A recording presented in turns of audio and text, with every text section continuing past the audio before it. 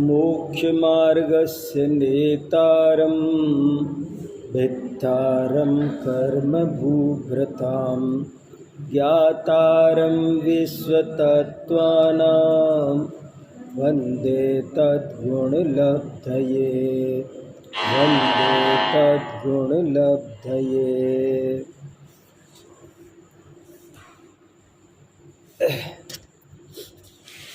मेरी अभी एक नई पुस्तक छप के आई है, जैनाचार्य प्रदीपिका। तो अभी मेरे चित्त में यही घूम रही है। इसमें बहुत सारे लेख हैं जैन धर्म के सिद्धांतों पर, अहिंसा पर, जैन धर्म का जितना चरणान योग है उससे संबंधित इसमें बहुत सारी बातें लिखी है। 60 लेख हैं छोटे छोटे, एक लेख बहुत महत्वपूर्ण है।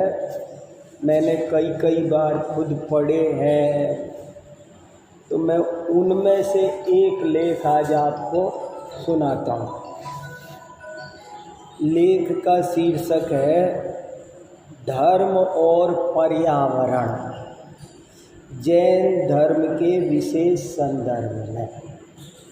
अभी जो मैंने मंगलाचरण किया वो तत्वार्थ सूत्र का मंगलाचरण किया, और तत्वार्थ सूत्र में 2 सूत्र आते हैं बहुत इम्पोर्टेंट। छठे अध्याय में 15 नंबर पर एक सूत्र लिखा है कि बहु आरंभ परिग्रहत्वम नारकस्य आयुष, कि बहुत आरंभ परिग्रह करोगे तो नरक आयु का बंध होगा। और फिर लिखा कि अल्पारंभ परिग्रहत्वम मानुषस्य, और यदि अल्प आरंभ परिग्रह में रहोगे तो मनुष्य आयु का बंध करोगे। आरंभ और परिग्रह माने क्या? आरंभ माने क्या? दुनिया में आरंभ का मतलब होता है प्रारंभ, स्टार्ट करना, शुरुआत। पर यहाँ वो मतलब नहीं है। यहाँ आरंभ का मतलब है प्राणी पीड़ा हेतुक व्यापार आरंभ। ऐसा कोई भी काम, ऐसी कोई भी क्रिया जिससे प्राणियों को पीड़ा पहुँचे, वो सब आरंभ है। आरंभ की परिभाषा याद रखनी है। जैन धर्म बार बार कहता है कि अल्पारंभ करो, अल्पारंभ परिग्रह। तो अपने को आरंभ शब्द का मतलब पता नहीं होगा तो अपन कैसे समझेंगे? तो एक तो ये याद रखो कि आरंभ माने क्या? प्राणी पीड़ा हेतुक व्यापार को आरंभ कहते हैं। ऐसी कोई भी एक्टिविटी हमारी, वो सब क्रिया कि जिससे किसी जीव को पीड़ा पहुँचे। जैसे अपन जमीन खोद रहे हैं, इससे बहुत जीवों को पीड़ा हो रही है, आपको दिख नहीं रहा है, लेकिन वहाँ पर कितने चींटियों के बिल है, कितने क्या क्या सूक्ष्म जीव उसमें बहुत होते हैं। पृथ्वी खुद अपने आप में जीव है, पृथ्वी को भी पीड़ा हो रही है, तो इसका नाम आरंभ है। अपन ने पंखा चलाया तो पंखा चलाने से भी बहुत सूक्ष्म जीवों को पीड़ा हो रही है। अपन ने कपड़े धोए, नाली में साबुन का पानी गया, नदी में गया, तो उससे बहुत जीवों को कष्ट हो रहा है। तो ये सब छोटी छोटी अपनी ज़िंदगी में, सुबह उठकर शाम तक, अपन सुबह उठ के बाथरूम जाते हैं, लेट्रिन जाते हैं, तो उसमें वो भी सब आरंभ है। अपन नहा रहे हैं तो ये भी आरंभ है, खाना बना रहे हैं तो ये भी आरंभ है। तो इसलिए यहाँ ये नहीं लिखा कि तुम बिल्कुल आरंभ परिग्रह मत करो, क्योंकि वो संभव नहीं है। बिना आरंभ के हम और आप रह नहीं सकते। तो उन्होंने कहा अल्पारंभ, कम आरंभ करो। ज़्यादा मत करो। ये बोलना भी आरंभ है। बोल रहे हैं ना, बोलने से भी वायु कायिक जीवों की हिंसा हो रही है, उनको पीड़ा हो रही है। अपन ने माइक चलाया, उससे भी अपनी बहुत सारी एक्टिविटी ऐसी है जिनसे इस सृष्टि में बहुत सारे जीव सूक्ष्म भरे हैं लबालब। अपन को अभी यहाँ कितने लोग दिख रहे हैं, अपन को ये जो बड़े बड़े मनुष्य बैठे दिख रहे हैं वो दिख रहे हैं, और जो यहाँ पर सूक्ष्म जीव है वो दिख रहे हैं क्या? वो नहीं दिख रहे, लेकिन वो भी यहाँ पर है और उनको भी पीड़ा होती है। इसलिए कहा कि कम से कम आरंभ करो, ज़्यादा आरंभ मत करो। इससे क्या होगा? एक तो आपकी धर्माराधना अच्छी होगी, दूसरे जीवों को पीड़ा नहीं होगी, जीव दया पलेगी, अभयदान मिलेगा उनको। आप दूसरा फायदा ये होगा कि आप धर्म की प्रभावना ज़्यादा कर पाओगे। बहुत लोगों को सुख शांति मिलेगी। जैन धर्म सब जीवों का भला चाहता है, सूक्ष्म से सूक्ष्म जीव का भी। हम लोग रोज प्रतिक्रमण करते हैं, पूजा में, प्रक्षाल में, शांति पाठ में, मेरी भावना में, सब जीवों की मंगल कामना। सूक्ष्म से सूक्ष्म जीव को भी हमारे निमित्त से कोई कष्ट न हो, ऐसी भावना जैन श्रावक रोज भाता है। सब जीव सुखी रहो, सुखी रहे सब जीव जगत के, कोई कभी न घबरावे, कोई कभी मरे नहीं, कोई किसी को डर भी न लगे। तो इतना ये जो जोड़ दे करके कहा गया है कि अल्पारंभ रखो। इसका एक और विशेष फायदा है। फायदा ये है कि आजकल पर्यावरण बहुत प्रदूषित होता जा रहा है। आजकल सबसे ज़्यादा इन बच्चों को पूछो, स्कूल कॉलेज सब जगह एक ही बात चल रही है। सारे विश्व में आजकल जो सबसे ज़्यादा करंट टॉपिक है वो टॉपिक है प्रदूषण।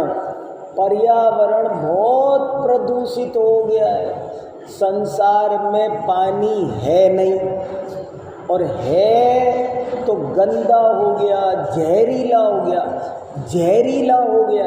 हर चीज़ जहर बनती जा रही है। सब्जियां, फसल, पृथ्वी प्रदूषित हो गई है। पहले हमारे यहाँ की पृथ्वी इतनी उपजाऊ थी कि सोना उगलती थी, इतना अनाज, फल, सब्जियां बढ़िया से बढ़िया पैदा होता था कि खाने वाले नहीं बचते थे, ढेरों पड़ा रहता। हमारे यहाँ इतना अनाज पैदा होता था, लेकिन अब हमने केमिकल डाल डाल के, कंक्रीट डाल डाल के, पॉलीथीन डाल डाल के, सब इलेक्ट्रॉनिक कूड़ा डाल डाल के ज़मीन की हालत ख़राब कर दी। ज़मीन वैसी नहीं बची जैसी पहले ज़मीन में जो सब्जी आती थी, जो आम आते थे, जो उनका स्वाद और ही था। ये तो अपनी जो लोग आज जिंदा है, अपने बचपन के ही देखो तो जो स्वाद बचपन में अपने को चीज़ में मिल रहा था वो स्वाद अब नहीं बचा। और अगर 100 साल पहले कैसा स्वाद होगा तो और धीरे धीरे और 100 साल बाद कैसा होगा। एक कवि ने सुनाया, पहले हमारे देश में दूध की नदी बहती थी, अब दूध की थैली आती है। और बाद में, और अभी 50 साल बाद देखना, दूध के पाउच आया करेंगे छोटे छोटे, जो डॉक्टर बताएंगे कि इस बच्चे को तबीयत खराब है, इसको एक पाउच, जैसे टैबलेट देते हैं ना, ऐसे। इतनी बुरी हाल। आप सोचो न इस दुनिया के तो रोंगटे खड़े हो जाएंगे, इतनी बुरी हालत है। अपन यहाँ बैठे हैं तो अपने को पता नहीं है, पर आजकल सब लोग चिंतित है, बड़े स्वास्थ्य खराब हो रहा है लोगों का। वायु हवा ऐसी हो गई है, इतनी जहरीली। कभी कभी हमारे दिल्ली में साल में 8-10 दिन ऐसे आते हैं कि जब 10 दिन तो हम घर से निकल ही नहीं सकते, निकले तो मरे, 10 दिन घर में रहना पड़ता है। इतनी जोर से अखबार में छपता है कि पूरी दिल्ली गैस चैम्बर बन गई, गैस भर गई। इतना भयंकर प्रदूषण है। आज इतना कैंसर क्यों हो रहा है लोगों को इतनी बीमारियां क्यों? पहले कोई बड़ी मुश्किल से कोई बीमार होता था और वो भी जरा सा कोई चूरन गोली वैद्य जी देते थे, बस छुट्टी जाओ। और आजकल कितने अस्पताल हैं और किसी भी अस्पताल में एक भी बेड खाली नहीं है। आप जाओ तो खाली नहीं मिलेगा, भरे पड़े हैं इतने। तो क्या चक्कर पड़ रहा है? क्यों इतनी बीमारी बढ़ रही है? क्यों इतना पानी खराब हो रहा है? क्यों इतनी ज़मीन खराब हो रही है? इतनी दिक्कतें क्यों आ रही है? तो उसका उत्तर ये है, हमारे आचार्यों ने कहा कि भाई तुम बहुत आरंभ परिग्रह कर रहे हो, पेड़ों की अंधाधुंध कटाई हो रही है, बेशुमार। इतना तो पानी फैलाया जा रहा है, धड़ाधड़ पानी फैलाया जा रहा है और इतनी गंदगी फैल रही है। हर चीज़ के छोटे प्लास्टिक में पैक आते हैं, सारी ट्रेन में प्लेन में खाना दे रहे हैं पैकिंग में, प्लास्टिक की पैकिंग में। और ये जो प्लास्टिक है ना, ये प्लास्टिक आप ज़मीन में डाल दो ना, 2-2, 4-4 हज़ार साल तक गलती नहीं है। पहले पानी पीते थे कुल्हड़ में, जिला मिट्टी के कुल्हड़ में, और वो डाल देते थे तो क्या है, घंटे 2 घंटे में मिट्टी बन जाता था। अब पीते हैं प्लास्टिक के गिलास में, गन्ने के जूस, फलाना जूस, सब प्लास्टिक की बोतलों का भरमार है।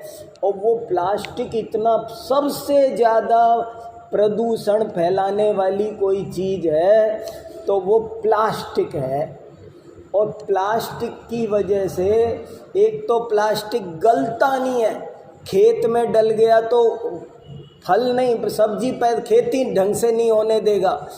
और कभी कितनी हजारों लाखों गाय मर रही है। आप तो पॉलीथीन में गुड़ खरीद के लाए, मिठाई खरीद के लाए, आपने तो मिठाई निकाल के खा ली और वो पॉलीथीन फेंक दी। अब वो बेचारी गाय भूखी घूम रही है, वो उस जरा से गुड़ को चाटने के चक्कर में पॉलीथीन खा गई, फंस गई और कितनी मर गई हमने खुद देखी है। कितनी गाय भैंस हमने मरते देखी है। और बताओ, सोचो तो जाने अनजाने में जो जीव आरंभ करते हैं, बहुत आरंभ करते हैं, वे बहुत बड़ी हिंसा करते हैं। देखो, आपसे एक चींटी मर जाए तो आपको क्या लगेगा? मैंने हिंसा की। हमारा मूल धर्म क्या है? अहिंसा। तो अपन अहिंसा कैसे पालते हैं? मोटी मोटी, अपने हाथ से पैर से चींटी मरे तो हमको लगता है हमने हिंसा की। लेकिन अपन जो प्रदूषण फैला रहे हैं अपने निमित्त से, वो कितना बड़ा पाप है आपको पता नहीं है। छोटे छोटे बच्चों को कैंसर हो रहा है, छोटे छोटे बच्चों को, जो बेचारे नए नए दुनिया में आए, जिनकी कोई गलती नहीं है, पर आपने सारी हवा गंदी कर रखी है, जहर फैला रखा है। कितना लेड डालते हैं, सेल डालते हैं। ये जो कंप्यूटर का कचरा है ना, बहुत गंदी गैसें निकलती है। एसी चला रहे हो धड़ाधड़, ग्लोबल वार्मिंग हो रही है। अगला विश्व युद्ध पानी पे होगा, ऐसा समाचार आ रहे। पानी नहीं लोगों के पास में, आप देखना तमाशा थोड़े दिन बाद में, पीने को पानी नहीं मिलेगा तो कभी चिंता करके, ये बात मैंने इस लेख में लिखी है कि भाई इस विषय पे सोचो और अपने निमित्त से यदि थोड़ा सा भी पर्यावरण प्रदूषित हो रहा हो तो उसे रोको। अपने निमित्त से मत, अपने बैग में अपने पास में कपड़े का थैला रखो और थैले में लेके आओ सामान। एक तो ये इस तरह से कुछ काम करो, जो जो अपने से बन सके वो करो। देखो आपको 2-4 लाइन पढ़ के सुनाता हूँ क्या लिखा। पर्यावरण प्रदूषण आज का सबसे अधिक ज्वलंत मुद्दा है। आज इसने सारे विश्व को चिंतित होने पर मजबूर कर दिया। मैंने ये कोई जैनियों का अकेला टॉपिक नहीं है, ये अकेले भारत पाकिस्तान की लड़ाई नहीं है, ये तो सारे दुनिया की लड़ाई है। ये एक खतरनाक चीज से अपने को मुकाबला करना है। क्या करोगे आने वाले समय में? सब खत्म हो जाएगा अगर ध्यान नहीं दिया तो, और सबको मिलके ध्यान और देना है। देखो, पर्यावरण प्रदूषण ने न केवल किसी एक देश विशेष को हानि पहुंचाई है, अपितु समूची जीव जातियां इस भयंकर खतरे की चपेट में आ गई है। अनेक प्रजातियां तो नष्ट ही हो गई।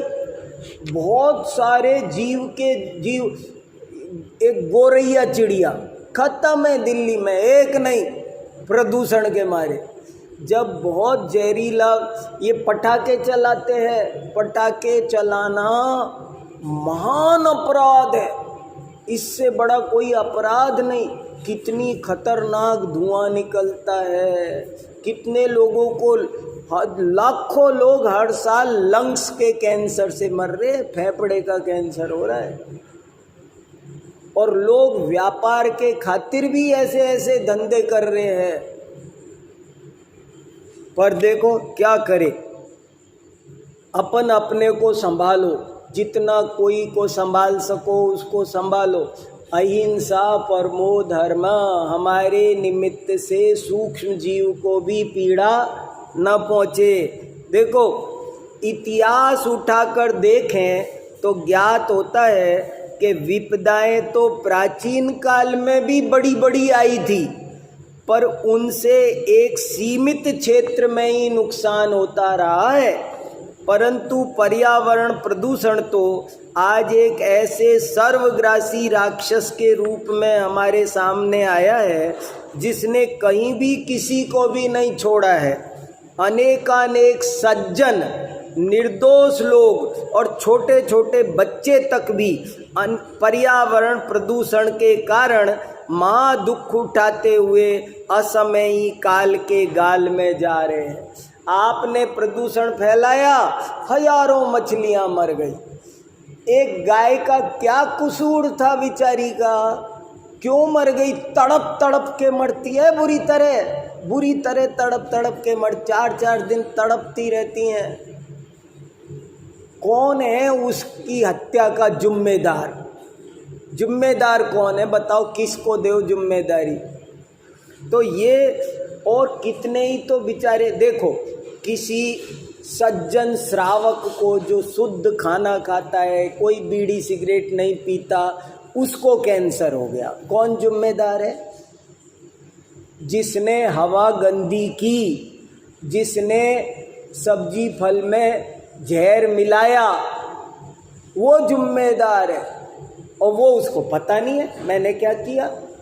मैं तो ज़्यादा पैदा करने के चक्कर में इतने खतरनाक काम लोग कर रहे हैं जाने अनजाने में, कि जीवों का पुण्य क्षीण हो रहा है। ये पंचम काल में बहुत बुरी हालत हो रही है। इसलिए कहा, देखो, दुनिया में कभी बहुत युद्ध हुए, बहुत महामारियां फैली, महाभारत हुआ, पर महाभारत से कितना नुकसान हुआ? महाभारत सबसे बड़ा युद्ध था, पर कितना नुकसान हुआ? सिर्फ वहाँ हस्तिनापुर में, वहाँ लड़ाई हुई, 18 छोड़नी सेना मनुष्य मरे। लेकिन अब इससे प्लेग फैला तो सूरत में प्लेग, गुजरात में प्लेग, तो गुजरात में मर गए लोग, गुजरात में प्लेग फैला। लेकिन प्रदूषण से गुजरात, राजस्थान, पंजाब कोई भेद, प्रदूषण ने कोई भेदभाव कर रखा है कि राजस्थानियों को नहीं मारूंगा मैं। तो आज कोरोना क्यों फैला इतना ज्यादा? तो एक तो अंधाधुंध पेड़ों की कटाई चल रही है, जंगल कम हो रहे हैं, जंगल कम होने से वर्षा कम हो रही है, जंगल कम होने से जंगली जीवों का सारा बैलेंस खत्म हो रहा है और बहुत तरह की दिक्कतें आ रही है। आदमी को तो हाय तौबा है, बना दो और कॉलोनी और कॉलोनी और कॉलोनी, दे कॉलोनी काट, दे कॉलोनी काट। अनाज का उत्पादन नहीं, सीमेंटेड मकान बना रहे हो, एसी लगा रहे हो, सब तुमको चाहिए सुविधा, दूसरा जाए भाड़ में। ये जो हालत चल रही है ये बहुत पाप बंद का कारण है। इससे जीव कभी सुखी नहीं रह सकता। महादुख पाता है वो जो औरों को दुख देता है, ये नियम है। और महासुख पाता है वो जो औरों को सुख देता है, एक नियम है। आप दूसरे को दुख दोगे तो आपको भी गारंटी से दुख मिलेगा मिलेगा मिलेगा। कभी किसी का बुरा सोचना भी नहीं चाहिए, करना तो बहुत दूर की बात, सोचना भी नहीं चाहिए। शत्रु का भी भला हो, उसको भी सद्बुद्धि मिले, उसका भी बढ़िया भाव हो, उसके गलत काम छूट जाए, उसका हित हो, ऐसे सोचते हैं हमारे यहाँ। और जरा जरा सी बात का जैन धर्म में एक बूंद पानी मत फैलाओ उपदेश है आज भी। देखो, अगर आप दुनिया को, सब लोग ये कह रहे हैं, दूसरे लोग कह रहे हैं, जो जैन नहीं है वो कह रहे भाई जैन धर्म के हिसाब से अगर हम चलते तो आज ये विश्व में इतना प्रदूषण नहीं होता। सब हमारे यहाँ अनर्थ दंड व्रत है, तुम नहाओ मना नहीं है, लेकिन पानी ज़्यादा मत फैलाओ, नहा लो जब तो नल बंद कर दो भले आदमी। सब चीज़ों को विवेक से, जरा जरा सी चीज़ को, वही ज़्यादा पानी फैला के ज़्यादा अच्छा नहा सकते हैं क्या? ऐसे नियम है क्या? एक आदमी ज़्यादा फैला के भी बढ़िया नहीं नहाएगा और एक आदमी कम में भी अच्छे से नहा लेगा। अच्छा, ज़्यादा गैस जलाओ, ज़्यादा आग लगाओ तो बढ़िया रोटी बनती है क्या? ज़्यादा से कोई मतलब नहीं है। सेकने वाले बढ़िया ढंग से सेक लेते हैं। तो आग बचाओ, पानी बचाओ, पृथ्वी, पेड़। एक दफे गांधी जी चरखा काट रहे थे, एक दफे गांधी जी चरखा काट रहे थे तो उन्होंने सरोजनी नायडू से कहा एक पत्ता लाना चरखे में लगाने के लिए, एक पत्ता चाहिए था कसने के लिए, एक पत्ता लाना। तो वो एक डाल तोड़ के ले आई। तो ऐसे देखे सरोजनी, एक पत्ता चाहिए था, ये 1000 पत्ते ले आई। अगर सब ऐसे करेंगे तो एक पत्ते की जरूरत है तो एक लो। अपने यहाँ सटलेसिया का उदाहरण बना हुआ है, देखो वो दीवार पे 6 लो, बहुत बढ़िया उदाहरण है। इसको सबको बताओ और इससे बहुत सीख लो। ये जो हर मंदिर में, हर जैन मंदिर में आपको ये चित्र मिलेगा। 6 लोगों को जामुन खाने की इच्छा हुई, देखो कितना बढ़िया उदाहरण है। कि 6 लोगों को जामुन खाने की इच्छा हुई।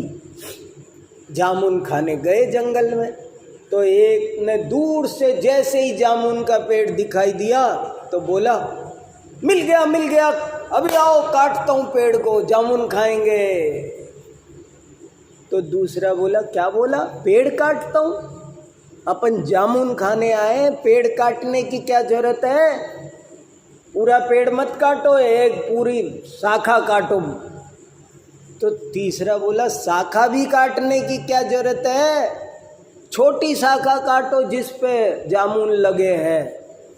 चौथा बोला, तो उसकी भी क्या जरूरत है? गुच्छे काटो ना, गुच्छे, जामुन के गुच्छे काटो।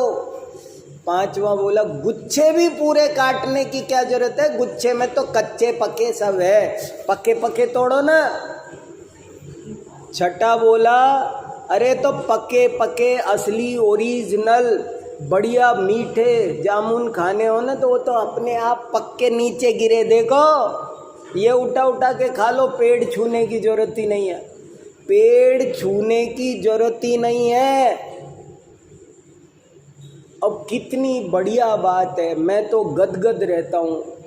देखो हर चीज, लोग पानी बचा जरा फेंक देते उठा के।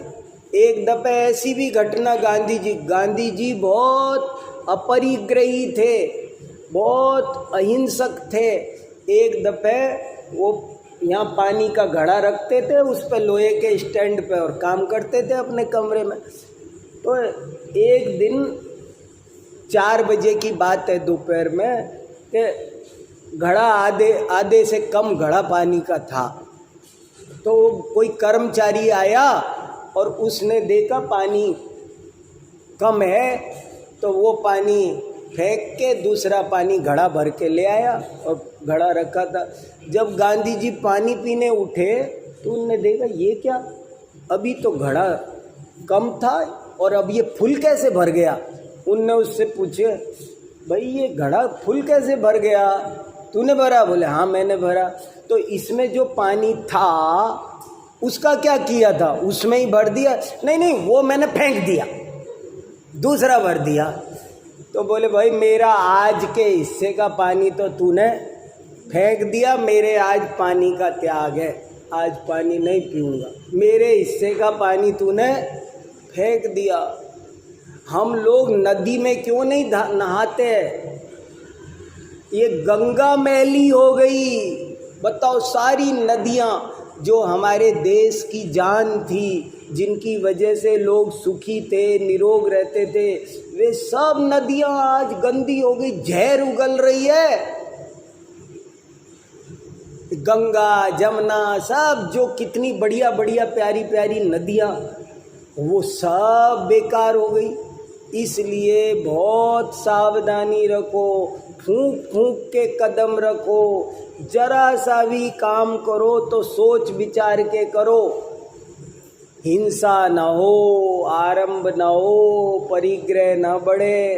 देखो आपको एक बात बताऊं, हमारे आचार्यों ने लिखा, एक कितनी बढ़िया बात लिखी, सोचो।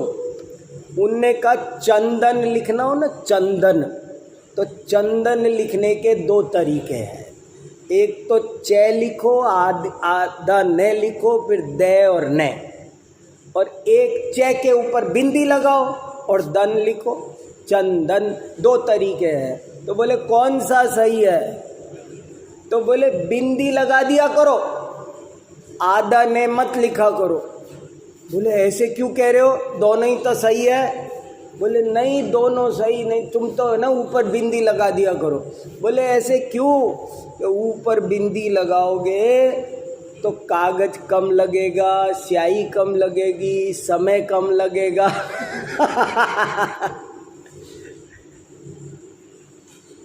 मान लो ये पूरी किताब है और इस पूरी किताब में सब जगह ऐसे आधे न मिटा मिटा के बिंदी लगा दो, तो ये किताब है ना, 1 पेज 2 पेज कम हो जाएंगे, 2 पेज कम हो जाएंगे। ये 224 पेज की है ना, तो 222 की रह जाएगी। और 1000 किताब छपी है तो कितने पेज बच गए? 2000 पेज बच गए। और ये पेज कैसे बनते हैं? पेड़ों से, तो पेड़ बच गए।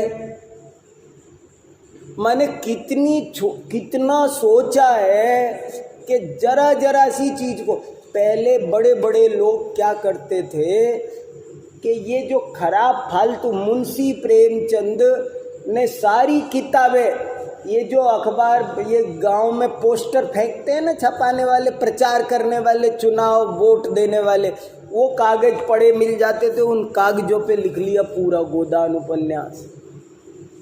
पूरा गोदान उपन्यास की मूल पांडुलिपि चुना पुराने कागजों पे। एक साइड खाली रहते हैं ना, मैं कोई एक साइड का खाली कागज हो ना तो फेंकता नहीं, उसी कागज पर पीछे की तरफ लिख लेते हैं, उसको काम में ले लेते हैं। बचाओ चीज़ों को। ये सब रिसोर्सेज, दुनिया के साधन कम है। कबीरदास ने लिखा, ज्यों की त्यों धर दीनी रे चदरिया। हम धरती पर बोझ बन के नहीं आए, यहाँ के सामान खर्च करो और चले जाओ। खर्च करो, उससे ज़्यादा पैदा करके जाओ। इसलिए प्रदूषण एक बहुत बड़ी समस्या है और प्रदूषण फैलाने वाला महान हिंसक है, छोटा मोटा हिंसक नहीं है। एक चींटी को मारने से ज़्यादा पाप लगेगा कि प्रदूषण फैलाने से ज़्यादा पाप लगेगा। कितनी बड़ी बात है।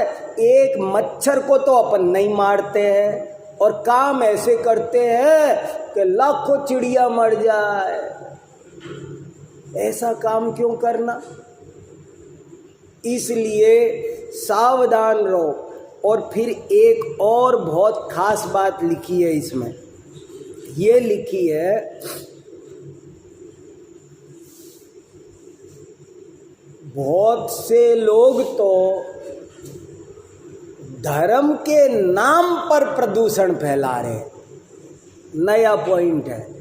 एक तो ऐसे ही प्रदूषण फैला रहे हैं सांसारिक कामों के लिए, विषय भोग के लिए, लेकिन कितने ही लोग तो धर्म के नाम पर प्रदूषण फैला रहे हैं कि क्या धर्म होगा, गंगा जी में शव बहाया हो, गंगा नदी में शव बहा रहे, नदियों में क्या क्या बहा रहे बताओ, कितनी चीज़ें, गंदगी कितनी।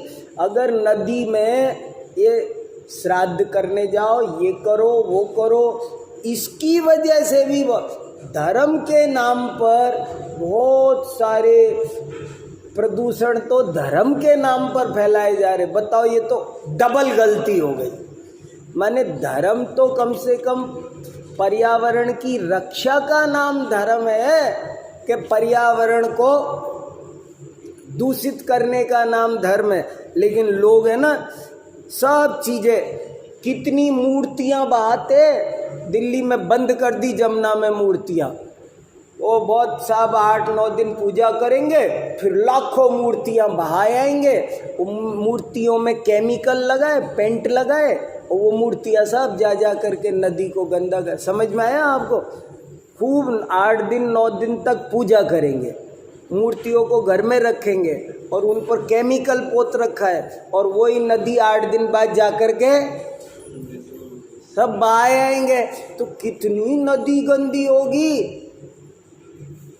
इसलिए कि माने धर्म के नाम पर बलि दे दी जा रही है, कितनी जीवों की हिंसा, उल्टे धर्म के नाम पर प्रदूषण फैलाया जा रहा है। तो कम से कम सारे दुनिया के धर्म गुरुओं को इस मामले में एक होना चाहिए कि भाई जिस काम से प्रदूषण हो, पर्यावरण गंदा हो, आज हमको आपको सबको जिंदा रहना है कि नहीं, हमारे आने वाली पीढ़ियों को जिंदा रहना है कि नहीं, सोचो। आप प्रदूषण फैला के लाखों मनुष्यों की हत्या में जो पाप नहीं है, उतना बड़ा पाप प्रदूषण फैलाने में है। ये सोच लो। अगर हमारे निमित्त से प्रदूषण फैला तो समझ लेना हमारी उत्तम गति होने वाली नहीं है।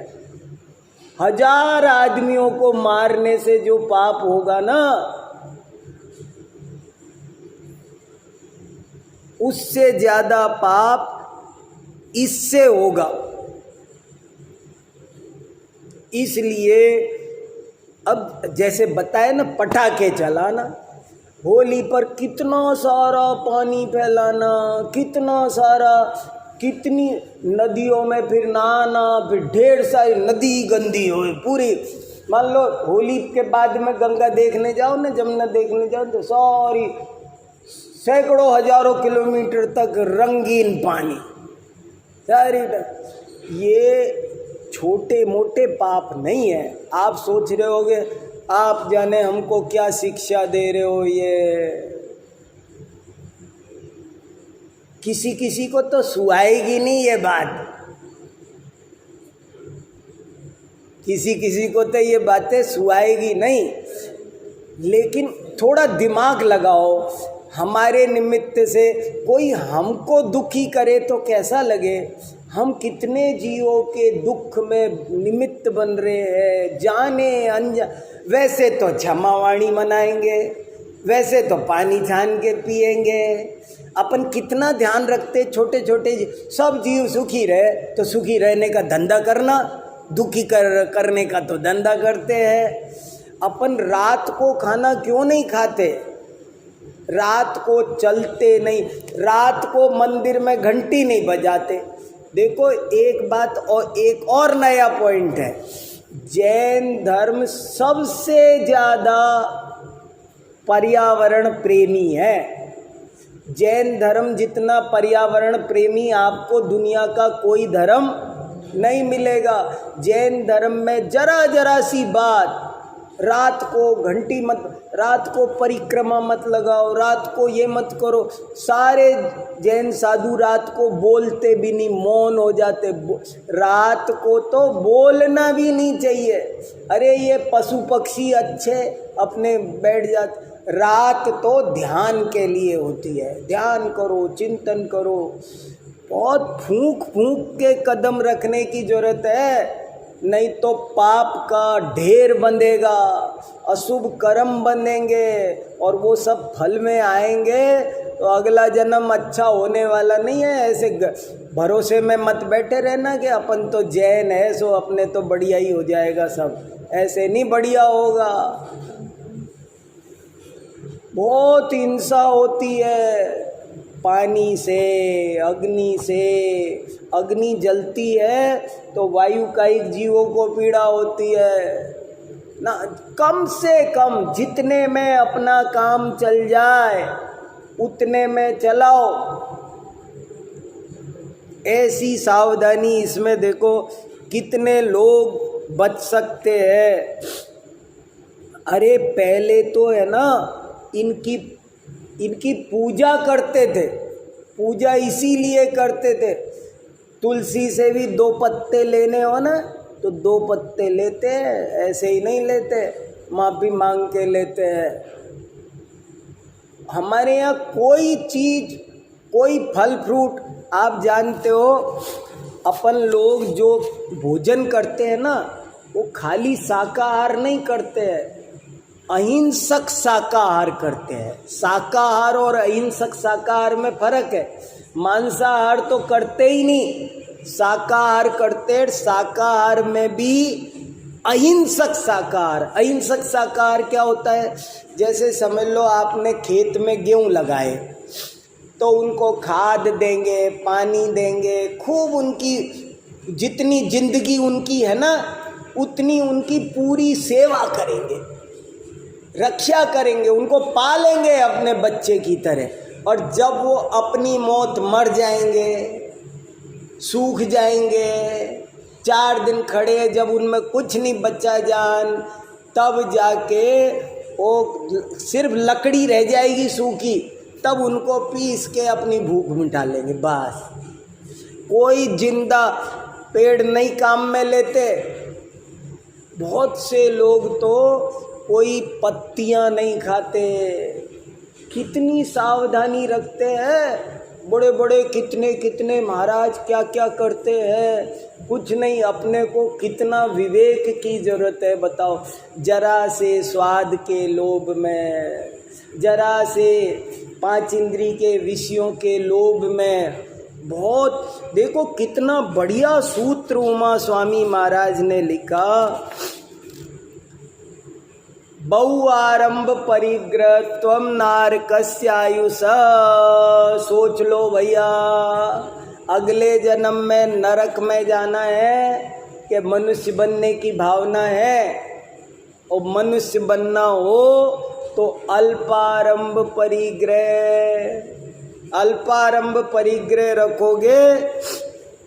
देखो कैसे कैसे हमारे यहाँ गर्म पानी में ठंडा नहीं मिलाते थे, जैन घरों में कैसी कैसी परंपरा रही। अष्टमी चतुर्दशी को साबुन मत लगा।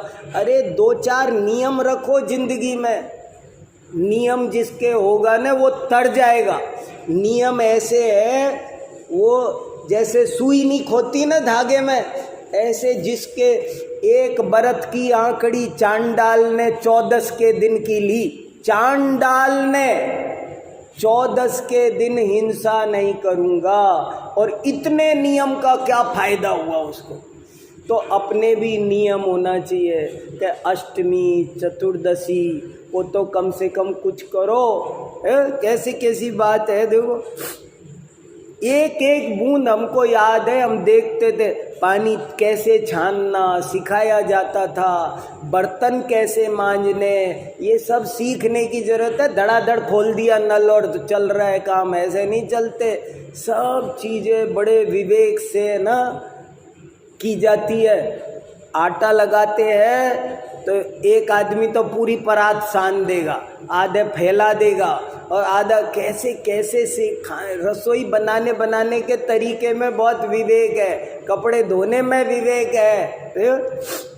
कैसे कोई चीज़ पे जरा सा भी है ना, हम लोग बहुत ध्यान रखते। पशु पक्षी के आकार की मिठाई नहीं खाना। आकार भी है, बाजार में आती ना ट्रॉफी बना देते मछली। अरे हम कैसे खा सकते हैं अब इसको? ये तितली बना दी, तितली हम कैसे खा सकते हैं भाई? पर लोग धड़ल्ले से। तो अपने यहाँ बचपन से ऐसे संस्कार दिए गए, कोई लट निकल जाए अनाज में तो ऐसे ही नहीं फेंकते, कहीं दूर छाया में पेड़ में अच्छी जगह छोड़ते हैं, वो उसकी भी ध्यान।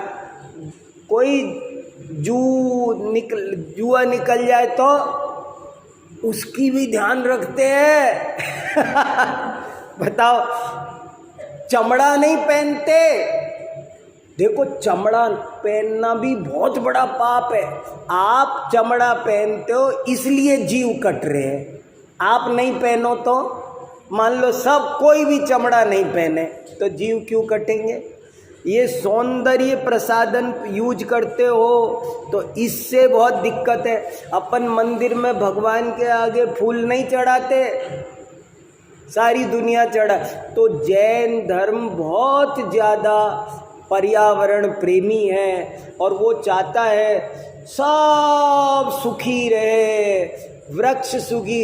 संपूज का नाम प्रतिपाल का नाम यतीन्द्र सामान्य तपोधनानम देशस्य राष्ट्रस्य पुरस्य राज्य करोतु शांतिम भगवान जिनेन्द्र।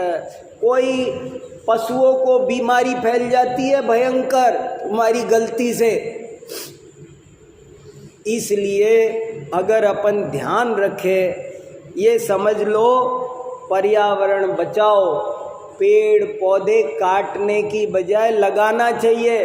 वो है पेड़ पौधे है तो हवा साफ होती है। ये पानी कैसे ठीक रहे, हवा कैसे ठीक रहे, उस सब का एक रामबाण उपाय है, पेड़ नहीं काटना चाहिए, पेड़ लगाना चाहिए। वनस्पति, वनस्पति नाम क्यों है इसका? वन का पति। पेड़ है तो सब है। तरु तरंती आपदम अने नीति तरव। तो इसलिए हम जैन धर्म के अनुयायी बड़े अहिंसक अपने को कहते हैं, लेकिन हमसे जाने अनजाने में यदि प्रदूषण फैल रहा है तो समझ लेना हम महान हिंसा के भागी बन रहे हैं। इसलिए अपनी तरफ से तो कोई सरकार डंडा लाएगी तभी प्लास्टिक बंद करोगे क्या? अपनी ये जिनवाणी का डंडा सरकार से छोटा है क्या? तो कोई बंद करो। अपन कोई अपने हाथों से कोई गलत काम नहीं करेंगे। सब चीज़ों का इस्तेमाल बंद करो। ये बोतल सब पड़ी हजार साल तक मिट्टी की उपजाऊ शक्ति खत्म करती है। बहुत जीव मरते हैं जाने अनजाने में। इसलिए अपने को सुखी रहना है तो सब सुखी रहे, ऐसी भावना भाव और पर्यावरण को प्रदूषित होने से बचो, ये इसका संदेश है।